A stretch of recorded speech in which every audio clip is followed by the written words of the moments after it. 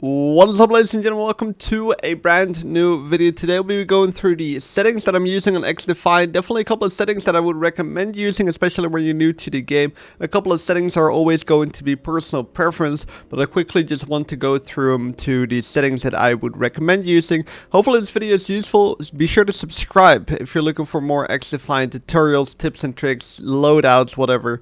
And let's get right into it. So we're starting off with the gameplay. I use max field of view. Higher your field of view is, the more awareness you're gonna have around you, especially when you're an aggressive player. So I recommend a high field of view. ADS field of view is consistent, also to keep the overview while ADSing on players. ADS behavior is on hold. These are all pretty basic setups. I have aiming interrupts reload, which is actually quite useful. If you want to cancel your reload, you use ADS and it cancels your reload. You can shoot the player in front of you. So all these settings, most of them are pretty much on default because they're pretty good on default. Here's the UI settings if you want to change those. Here are the damage numbers, very useful. I would recommend having them on. Enemy health bar is also on. It all gives you a little bit of extra information about the enemy players. Also the ping, in case you want to have that display on your screen, it's right here. I have it off, but you can turn it on.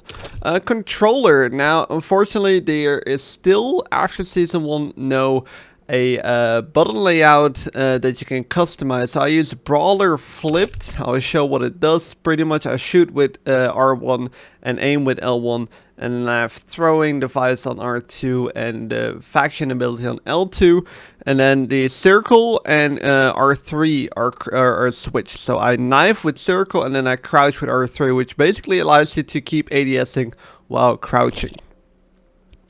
Stick layout is on default, aim assist is on standard, and these are my aim assist strengths. Sensitivity, very interesting. Aim response curve type is linear, would definitely recommend linear for the most consistent aim. And then I have controller aim look sensitivity factor is 0.6, and then with the scope it is 0.4. This was a little bit of a tricky one. I'm not the best sniper, to be honest, so I don't know if I would really recommend this. Acceleration speed multiplier, you want to put this, you don't want to put this on 0, you want to put this on 2. It's going to feel a lot faster, but a lot more responsive. Might take a bit to get useful, but it's better for your muscle memory. So be sure to put that on 2. Dead zones are depending on how bad your controller basically is. If your controller is old, you might want to have this up a little bit, because otherwise you're going to experience some stick drift. So those are the main settings here. Audio settings is what I use, just quickly going over it so you guys can see. It also depends if you're playing with a party or not to have these settings all changed up a little bit. Video here, brightness 13, contrast 15. Keep in mind that the brightness also depends on your monitor's brightness. So I'm using 13, but my monitor's brightness might look a lot different, so you might not get the same look as you would see in the videos that I have. Language stuff is all pretty default. Here's a good one. Flashbang effect. Put this to dark, so you're not going to get blinded literally by your screen once you get flashed. Put this to dark.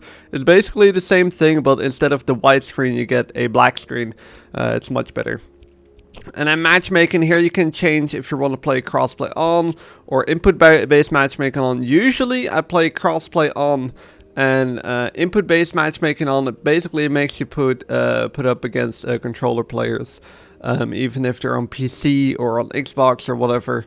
So it's just controller players. But if you don't want to have to deal with PC at all, you put these one off. It doesn't really matter if you have this on or off in this case. But this is normally I have both of these on. So those are the settings that I use. Hopefully this video is useful. Just quickly want to go over them, and I hope to see you guys in the next video.